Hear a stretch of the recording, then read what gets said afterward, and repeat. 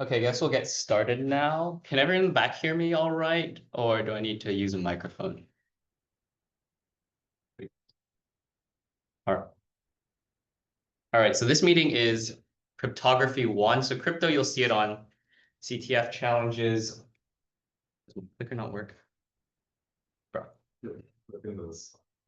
Announcements will be playing Hack.Lose CTF Friday at 6 p.m. in CS 2406, and there will be free food. So this is the meeting flag, Alice and Bob. This is an obligatory XKCD for any cryptography.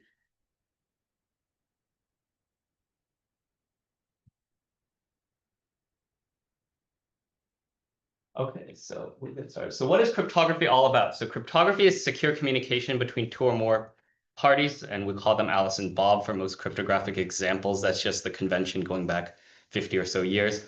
And so you want to make sure your information is safe from threats. And what that means is different from person to person.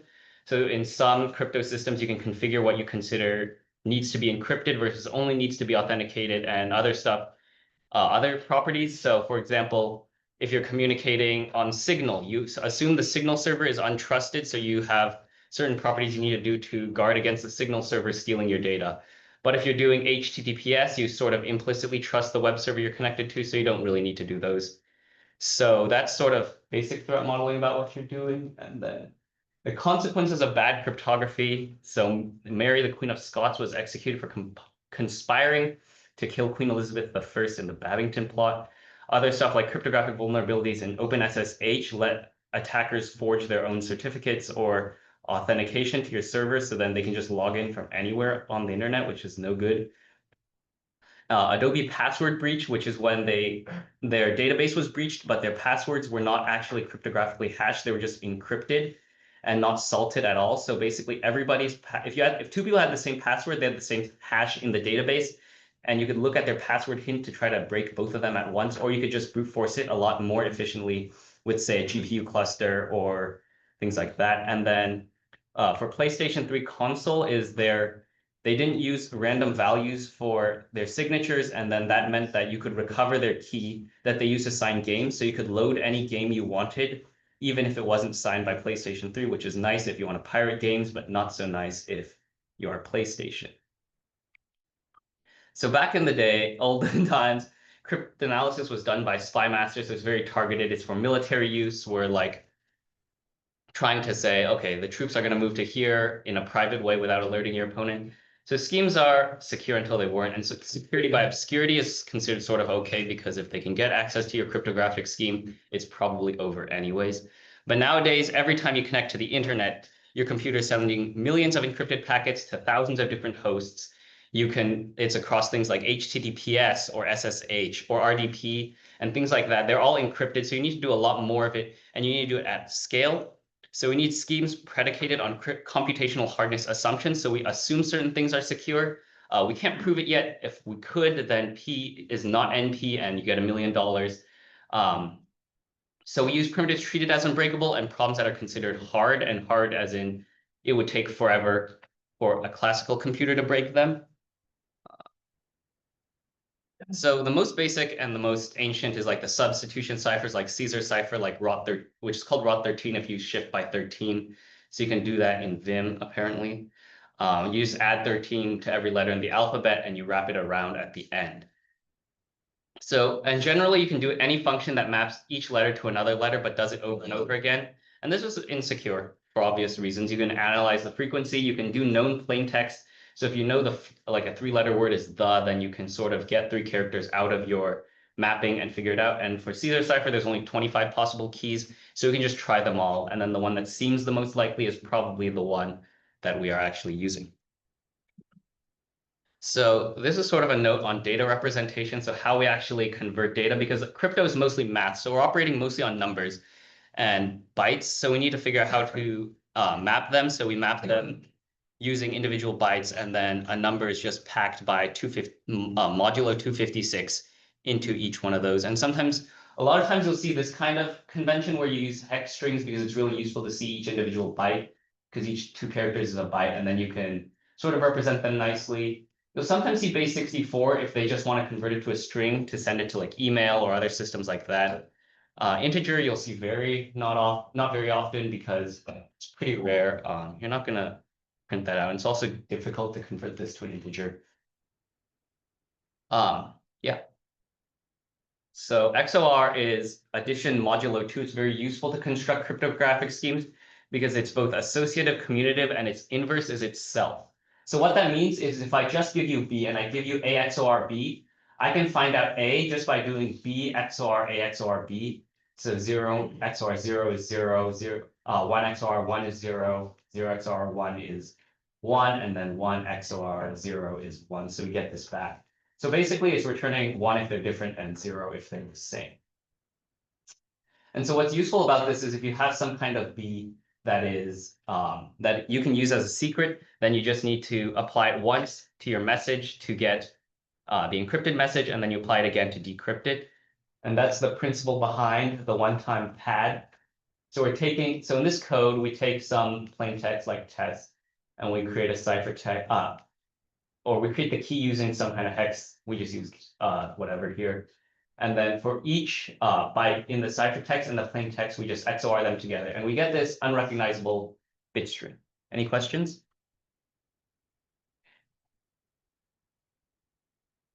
No. Okay, let's go. So this achieves perfect secrecy because there is actually, if you look at this, there is a degree of freedom. This message could be gotten by flipping all of the bits in test and all of the bits in the key. So there's nothing that is more or less likely based on simply the plain text or the ciphertext. So even if you compromise one of them, it's still perfectly secret. But it requires a completely random bit stream the exact same length or greater as your plain text.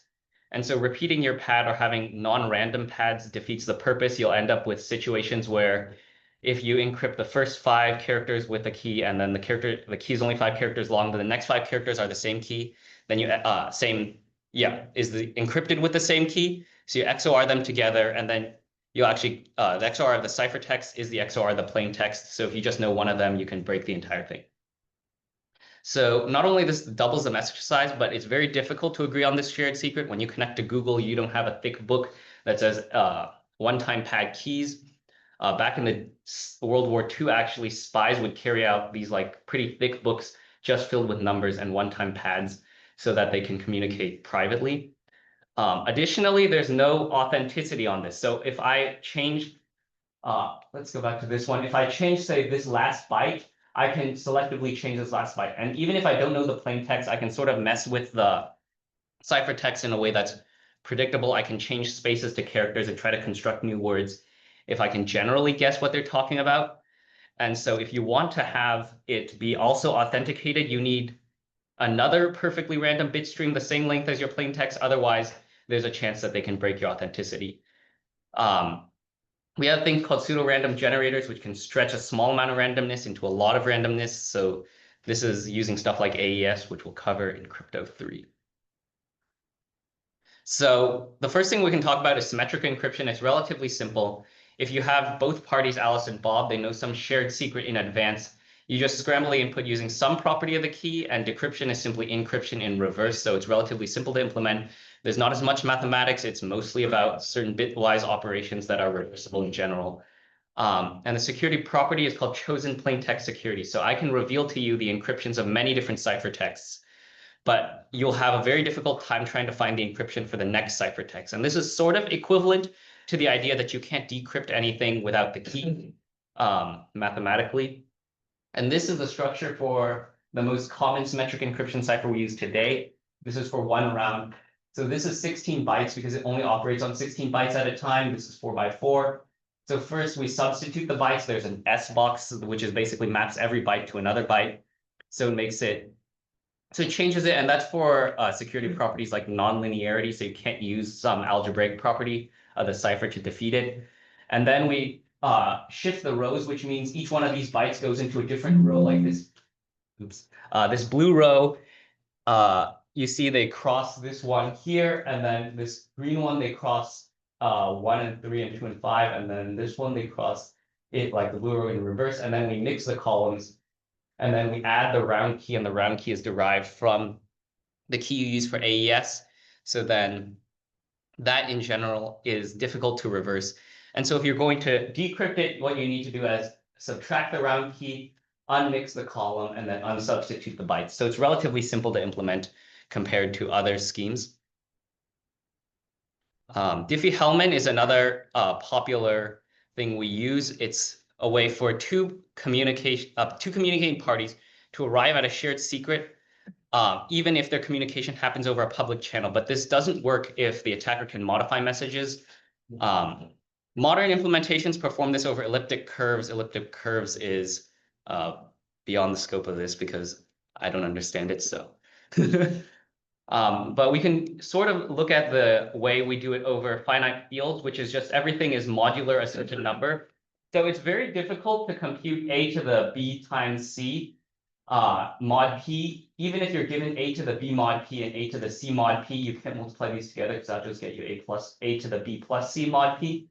So each side generates a secret value x and then sends a to the x. And then on the other side, I have the secret value, so I just exponentiate a to the x sent from the other side with my own. So we both end up with a to the bc mod p because raising to an exponent works under a finite field. And this is difficult to reverse if p is a large prime number and if a is a primitive root mod p. So what a primitive root means is that for all a to the b, there's only one output to every input.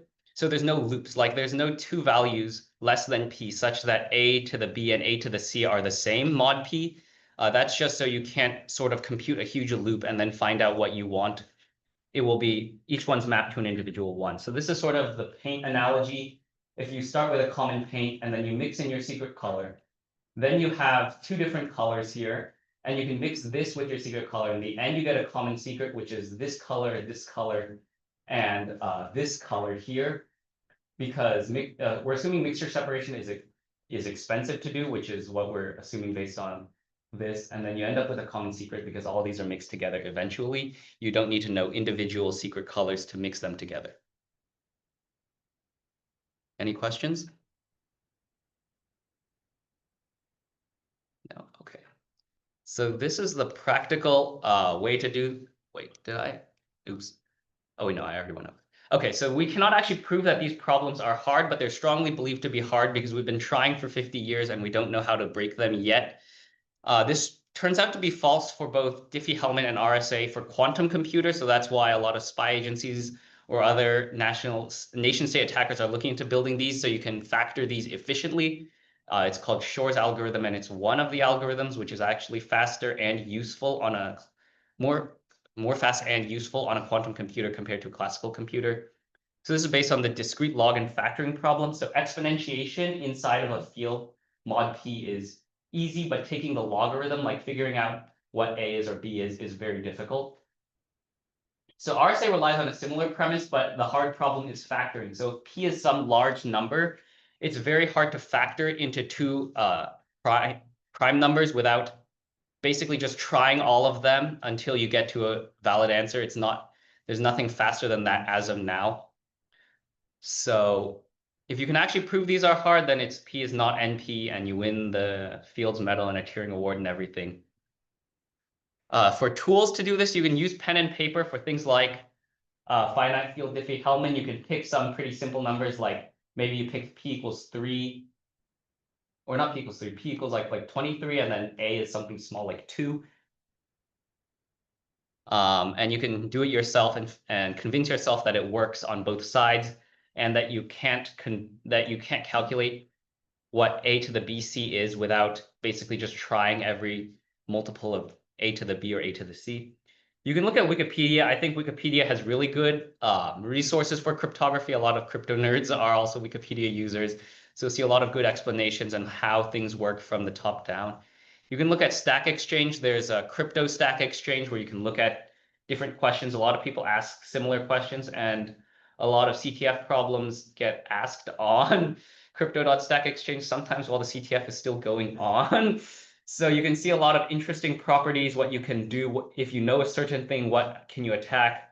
And then here's some tools if you want to do it programmatically. Sage Math is the standard for doing math on really large numbers, which is what we're doing in crypto.